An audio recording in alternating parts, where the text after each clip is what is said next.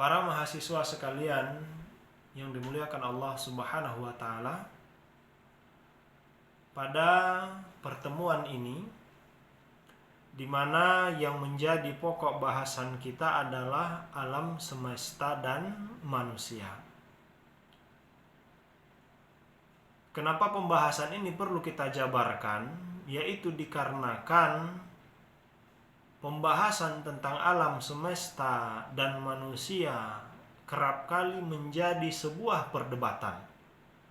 Seolah bahwa sainslah yang lebih tepat dilibatkan untuk membahas kedua hal ini, dan seolah Islam tidak memberikan penjabaran tentang konsep bagaimana keberadaan alam semesta dan manusia tersebut. Maka ini menjadi sebuah alasan kenapa tema ini, kenapa pokok bahasan ini perlu diangkat dalam sebuah mata kuliah, tentunya untuk menjabarkan betapa sesungguhnya Islam dalam hal ini telah terlebih dahulu menjabarkan secara ringkas bagaimana proses penciptaan alam semesta dan manusia. Pertama, kita batasi tentang alam semesta. Allah Subhanahu wa taala juga sudah menyampaikan dalam firman-Nya ketika orang-orang kafir menyampaikan awalam yaral ladina kafaru annas samawati wal arda kanata rataqan fafataqnahuma. Allah menyampaikan, apakah orang-orang kafir itu tidak mengetahui? Ini yang perlu kita ketahui. Apakah orang-orang kafir itu tidak mengetahui annas samawati wal ard, bahwa langit dan bumi dulunya adalah satu kesatuan? Maka ini yang sering ditabrakkan dengan teori Big Bang, ya. Kalian kalau pernah mendengar teori Big Bang, mungkin ini akan menjadi kita mengkaitkan antara teori Big Bang dengan ayat Al-Quran. Dan kalau belum pernah mengetahui atau mendengar teori Big Bang, silakan nanti share di Google, lihat ya tentang teori Big Bang. Dan ternyata teori Big Bang ini dibenarkan oleh Al-Quran. Al-Quran sudah terlebih dahulu menjelaskan tentang proses penciptaan alam semesta ini. Jadi mustahil kalau misalnya ada sekelompok ya al-mazahib, ya sekelompok pemikiran kontemporer, pemikiran modern yang menyampaikan bahwa muka bumi ini beserta seluruh isinya itu Allah ciptakan dengan cara yang diciptakan dengan yang hadirnya secara tiba-tiba, yang dia alam semesta dengan seluruh isinya tiba-tiba datang begitu saja tanpa ada yang menciptakan.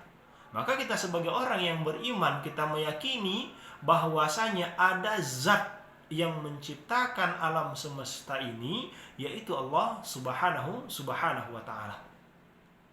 Maka perlu dan ternyata hal ini sudah Allah jelaskan dalam Al-Quran.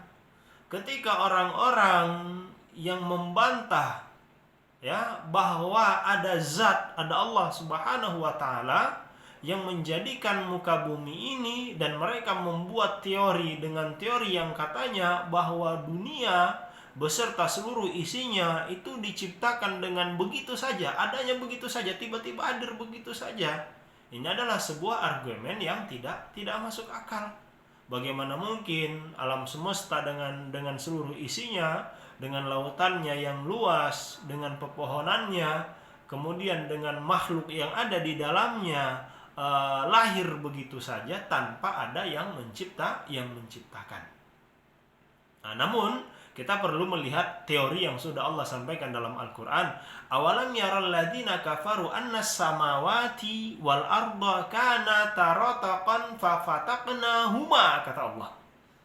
Apakah orang-orang kafir itu tidak mengetahui bahwasanya dulu antara langit dan bumi adalah satu kesatuan. Jadi dulu langit dan bumi itu satu. Kemudian apa Allah sampaikan? Fafataqnahuma, kemudian kami pecahkan dan terbagilah dalam berbagai macam unsur.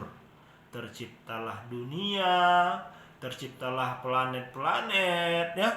Kemudian tercipta berbagai unsur di dalam bumi tersebut. Ada yang dia air, ada bebatuan, serta hadirnya berbagai macam makhluk. Dan andai karena hal ini kita kaitkan dengan teori Big Bang, ini sangat tepat sekali. Maka dalam teori Big Bang itu disampaikan bahwa 15 juta tahun yang lalu, ya, bumi ini sebentuk cahaya saja, ya, sebentuk benda saja. Kemudian 10 juta tahun yang lalu ternyata benda cahaya yang satu ini Allah pecahkan. Allah pecahkan, ya, sehingga terbentuklah planet-planet yang kecil. Kemudian 5 juta tahun yang lalu dibentuklah bumi, ya, dibentuklah bumi. Kemudian 4,5 juta tahun yang lalu bumi tersebut mulailah dia ini dari teori Big Bang, ya, dari teori Big Bang. Kemudian 4,5 juta tahun yang lalu dari bumi tersebut terlihatlah planet-planet yang lain. Kemudian 3,8 juta tahun yang lalu di atas muka bumi ini telah hadir yang disebut dengan lautan. Sehingga ini menjadi alasan kenapa dalam Al-Quran waja'alna minal ma'i likulli syai'in hayyi, dan kami jadikan daripada air itu seluruhnya menjadi hidup. Maka tidak bisa kita pungkiri bahwa seluruh asal kejadian yang ada di atas muka bumi ini itu dimulai berasal daripada air, ya. Nah, inilah teori yang disampaikan oleh Big Bang, dan ternyata teori ini sudah terlebih dahulu tercantum dalam Al-Qur'an Al-Karim. Awalam yaral ladzina kafaru annas samawati wal arda kanata rataqan fafataqnahuma. Apakah orang-orang kafir tersebut tidak mengetahui bahwasanya dulunya langit dan bumi tersebut adalah satu kesatuan dan kemudian kami pecahkan. Itu, ya.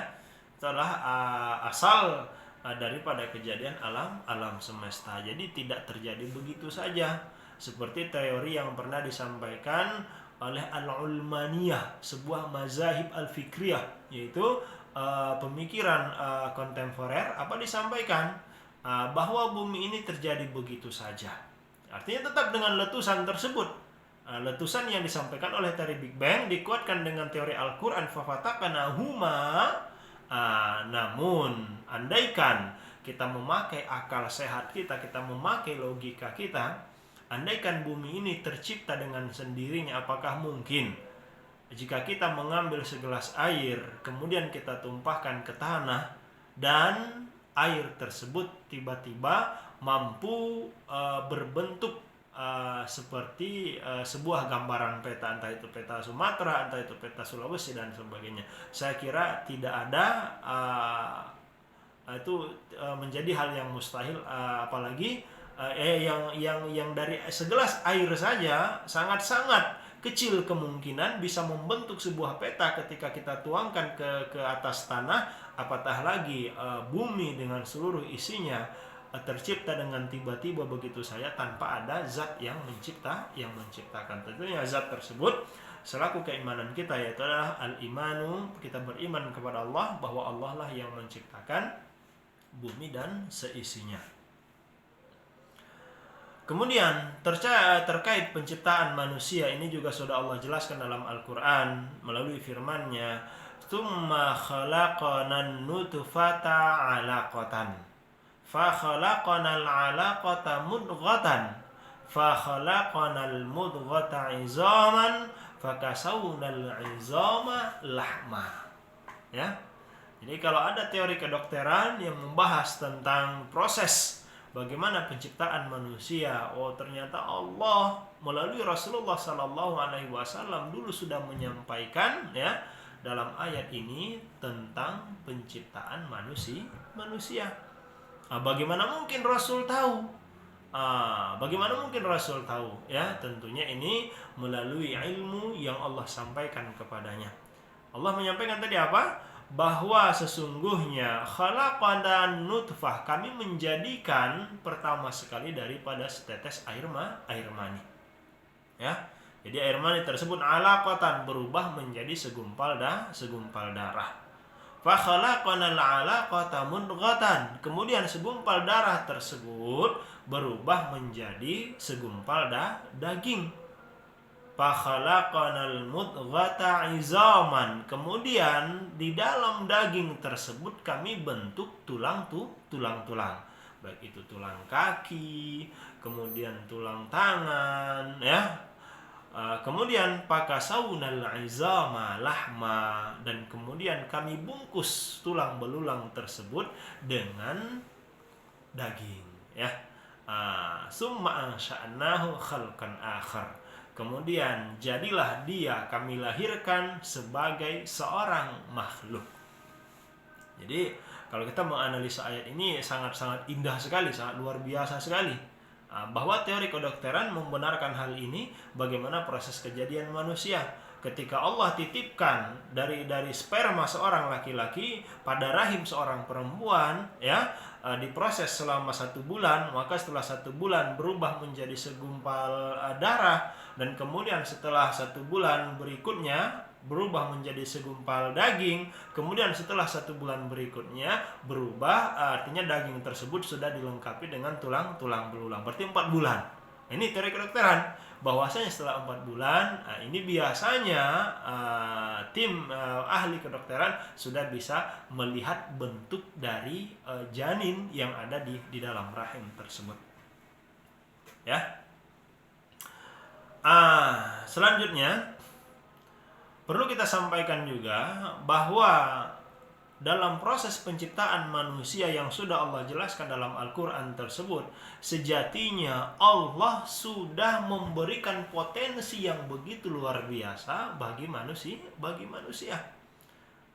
Jadi disampaikan bahwa manusia tersebut adalah makhluk yang luar biasa, adalah makhluk yang berbeda daripada makhluk-makhluk yang lainnya. Ketika Allah Subhanahu wa taala menciptakan al-hayawanat, ya, menciptakan hewan, itu Allah hanya lengkapi dengan hawa nafsu. Allah lengkapi dengan hawa nafsu, sehingga tidak ada akal dalam diri mereka, ya, maka hewan tersebut ia hanya digerakkan oleh hawa nafsunya sendiri. Kemudian ketika Allah menciptakan malaikat, maka Allah memuliakan malaikat adalah bil akli. Allah berikan kepada mereka akal, namun tidak ada hasrat, tidak ada hawa nafsu di dalam diri malaikat tersebut. Namun ternyata apa? Ada yang menjadi hal unik. Kenapa manusia itu nanti pada akhirnya layak diangkat sebagai khalifah di atas muka bumi? Yaitu ketika Allah titipkan pada manusia, ada yang disebut dengan keseimbangan antara hawa nafsu dan akal. Ya. Ini yang indah itu dari manusia itu ini. Allah berikan kita akal, Allah berikan kita manusia, sehingga adanya 2 hal ini menjadi tolak ukur apakah kita layak dikatakan sebagai hamba Allah yang beriman kepadanya. Jadi kalau malaikat itu mereka fokus bahwa di dalam hadis, ya, disampaikan bahwasanya mereka masuk ke Baitul Ma'mur setiap harinya sebanyak 70.000 malaikat, dan kemudian ya'budunallah, mereka beramal ibadah kepada Allah hatta yaumil qiyamah. Ini hal yang dalam hal yang biasa. Kenapa? Karena di dalam diri mereka tidak ada keinginan untuk bermaksiat kepada Allah. Tidak ada hawa nafsu dalam diri mereka. Namun manusia Allah lengkapi dengan hawa nafsu dan Allah lengkapi dengan akal. Dan Allah juga sudah menyampaikan dalam Al-Quran, laqad khalaqnal insana fi ahsani taqwim. Demi sesungguhnya kata Allah, kami telah menjadikan manusia dalam bentuk yang paling baik. Itu, ya. Allah jadikan kita ini sekarang dalam bentuk yang paling baik, di mana andaikan kita menganalisa, kita mencoba memikirkan, tidak ada lagi bentuk yang paling baik melebihi bentuk yang sudah Allah ciptakan, Allah berikan kepada kita pada hari ini. Allah berikan kepada kita 2 buah mata, tentunya untuk melihat, ya, yang posisinya pas, sehingga dengan 2 mata ini kita bisa melihat ke samping, baik ke kanan atau ke kiri. Allah berikan kepada kita 2 buah telinga yang berada di samping kiri kanan, ya, dengan daun telinga. Coba andaikan kita bayangkan jika telinga kita berada di kepala, mungkin hujan turun, kita akan menutupnya kan, sehingga tidak masuk air. Allah berikan kepada kita 2 tangan, ya. Allah berikan kepada kita 2 kaki, sehingga jika dibandingkan dengan hewan sekalipun, maka manusia tersebut ahsani taqwim, yang paling baik fosilnya, yang paling baik model penciptaannya. Maka sangat disayangkan jika ada di antara manusia yang mencoba untuk mengubah-ubah apa yang sudah Allah titipkan kepadanya, ya. Allah berikan hidung, tapi hidungnya dikasih tindik, dilobangi, itu luar biasa kan. Allah berikan kepadanya rambut, ya, dengan warna yang hitam, tapi dicat dengan berbagai macam warna. Itu kan sudah sebetulnya apa yang Allah ciptakan itulah yang paling baik. Laqad khalaqnal insana fi ahsani taqwim, ya.